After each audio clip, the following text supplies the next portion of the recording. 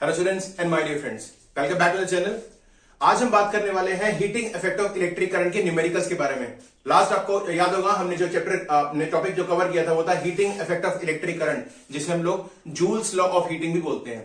आपको याद होगा कि हमने ये चीज हमने डिस्कस की थी कि इलेक्ट्रिक करंट जो है कई बार कई चीजों के अंदर सिर्फ और सिर्फ हीट प्रोड्यूस करने के लिए किया था। जैसे हमने एक बात की थी इलेक्ट्रिक टोस्टर के बारे में, एक हमने की बात इलेक्ट्रिक गीजर के बारे में, ओवन के बारे में, और कई सारी हमने और चीजें पढ़ी थी जिसमें इलेक्ट्रिसिटी सिर्फ और सिर्फ हीट प्रोड्यूस करने का काम करती है। तो और उसके बाद हमने ये लगा लीजिए इस टॉपिक से रिलेटेड यानी जूल्स लॉ ऑफ हीटिंग से रिलेटेड हमने एक न्यूमेरिकल की इक्वेशन की डेरिवेशन की जिसे हम फॉर्मूला देते हैं एच के नाम से।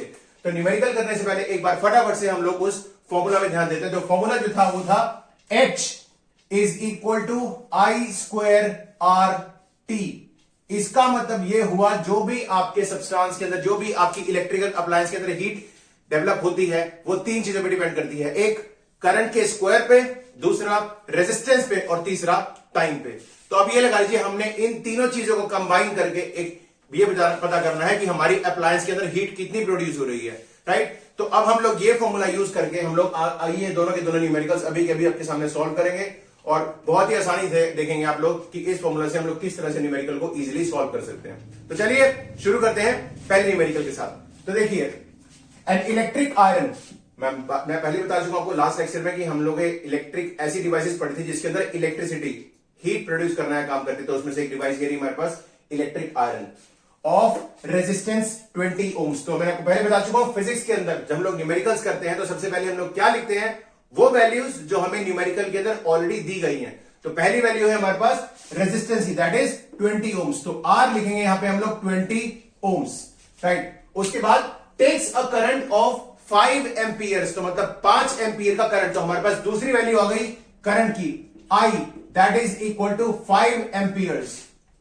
Calculate the heat develop in 0.5 minute. 0.5 minute का मतलब हुआ आधा मिनट, और जब हम लोग कैलकुलेशन करते हैं तो हम लोग टाइम लेते हैं सेकंड के अंदर, क्योंकि ये ऐसा यूनिट है टाइम का।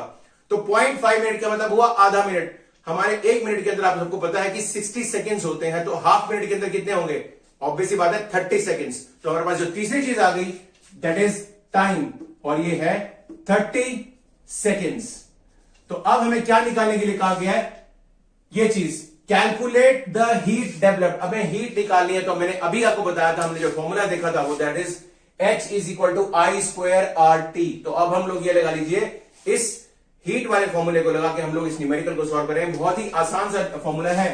तो H is equal to I square R T. तो पहले बात करते हैं आई स्क्वायर की। करंट है हमारे पास 5 एम्पियर, लेकिन हमें करंट का क्या लेना है, स्क्वायर लेना है, बिकॉज फॉर्मूला में आई स्क्वायर दिया हुआ है। तो 5 मल्टीप्लाइड बाय 5 इंटू, अब आती बात आर की, रेजिस्टेंस कितना है हमारे पास 20 ओम्स। तो हमने यहां पे 20 पुट किया इंटू टी यानी कि टाइम, और टाइम हमारे पास है आधा मिनट यानी कि 30 सेकेंड्स। तो अगर आप इन सारी चीजों को मल्टीप्लाई कर दें तो बहुत ही आसानी से आपके सामने आंसर आ जाएगा।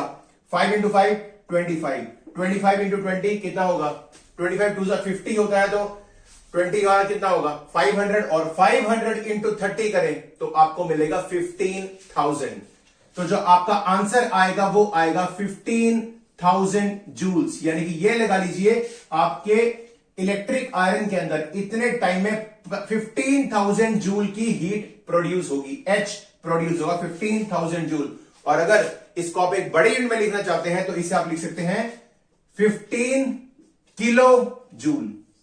एक ही बात है, दोनों वैल्यूज बिल्कुल सेम है। तो आप चाहें तो 15,000 जूल लिख सकते हैं या फिर आप लिख सकते हैं 15 किलो जूल। तो ये है आपका पहला न्यूमेरिकल की इलेक्ट्रिक आयरन जिसका रेजिस्टेंस 20 ओम्स है और 5 एम्पीयर का करंट वो लेती है और सिर्फ आधे मिनट के लिए चलती है, तो उसके अंदर कितनी हीट डेवलप होगी, वो उसकी जो वैल्यू है वो 15,000 जूल या फिर 15 किलो जूल। हम पहले पढ़ चुके हैं कि जो हीट का यूनिट है वो होता है जूल्स में, क्योंकि ये जो कंसेप्ट दिया गया था वो दिया था जेम्स प्रेस्कॉट जूल ने। तो इसीलिए हम लोग जो यूनिट निकालते हैं हीट के या वर्क के वो सभी के सभी जूल्स में निकाले जाते हैं। तो आई होप ये न्यूमेरिकल आपको क्लियर हो गया होगा। चलिए इसी न्यूमेरिकल के थ्रू हम लोग एक और न्यूमेरिकल सॉल्व करने की कोशिश करते हैं इसी फॉर्मूला के थ्रू। अब देखिए सेकेंड न्यूमेरिकल में क्या है, थोड़ा सा ध्यान देना पड़ेगा। देखिए 200 joule of heat is produce for 10 seconds. तो हमारे को यहां पे पहले ही क्या दिया गया है हीट दी गई है 200 जूल, ठीक है, is produce for 10 seconds. Second चीज है हमारे पास time 10 seconds in a 5 ohm resistor. हमें तीसरी चीज मिल गई हमारा resistance 5 ohm. Find the potential across the resistor. ध्यान रखिएगा यहां पे आपसे पोटेंशियल मांगा गया है, यानी कि हमें V निकालना पड़ेगा। पोटेंशियल या पोटेंशियल डिफरेंस की बात करें तो हमें V निकालना पड़ेगा। लेकिन अब इस फॉर्मूला की बात देखें तो यहां पे ये लगा लीजिए वोल्टेज वाला तो हमारे पास कोई फॉर्मूला है नहीं, तो इसमें हमें पहले हीट के थ्रू रेजिस्टेंस निकालना पड़ेगा।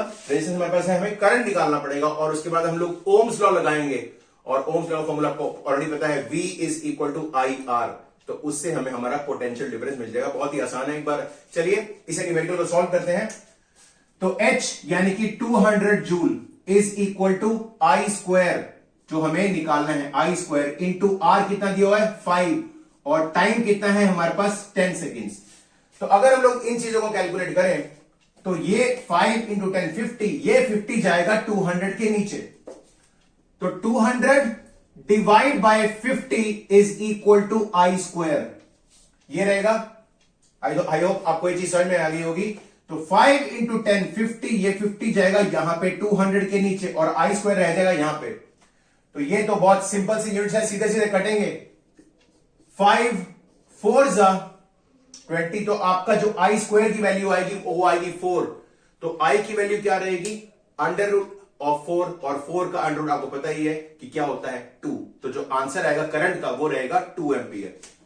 तो I square is right, I is equal to under root of 4।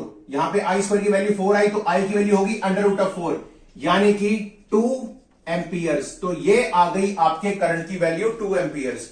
और हमें निकालने के लिए क्या कहा गया, पोटेंशियल यानी कि वोल्टेज। तो चलिए अब हम वोल्टेज निकालने के लिए फॉर्मूला लगाएंगे। आपको पता है according to ohm's law V is equal to IR। तो हम लोग यहां पे अगर वैल्यू लगाते हैं V is equal to I into R, तो हमें V निकालना है।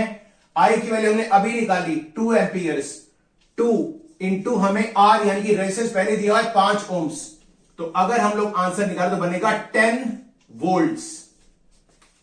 तो ये देखिए इस न्यूमेरिकल के अंदर हमने दो फॉर्मूला यूज किए, एक तो यही H is equal to I square RT और दूसरा फॉर्मूला हमने यूज किया ohm's law V is equal to IR। तो पहले हमने हीट के थ्रू करंट की वैल्यू निकाली और उसके बाद हमने ओम्स लॉ पुट करके का यूज करके हमने पोटेंशियल निकाल लिया।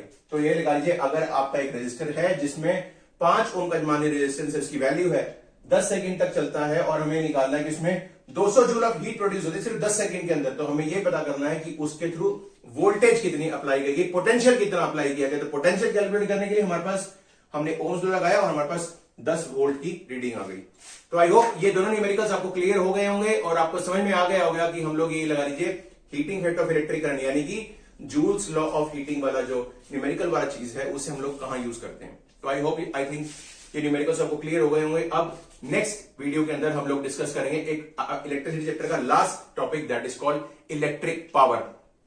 तो उस लेक्चर के अंदर हम लोग पावर का फॉर्मूला और साथ साथ उसरे न्यूमेरिकल्स को एक ही लेक्चर में सारी चीजें हम लोग सॉल्व कर लेंगे ऐसे यूनिट के साथ साथ, राइट। तो अगर इस टॉपिक के रिगार्डिंग आपको कोई भी प्रॉब्लम हो, कोई भी कुछ भी आप लोग पूछना चाहते हो तो प्लीज कमेंट सेक्शन में मुझे भेजिएगा।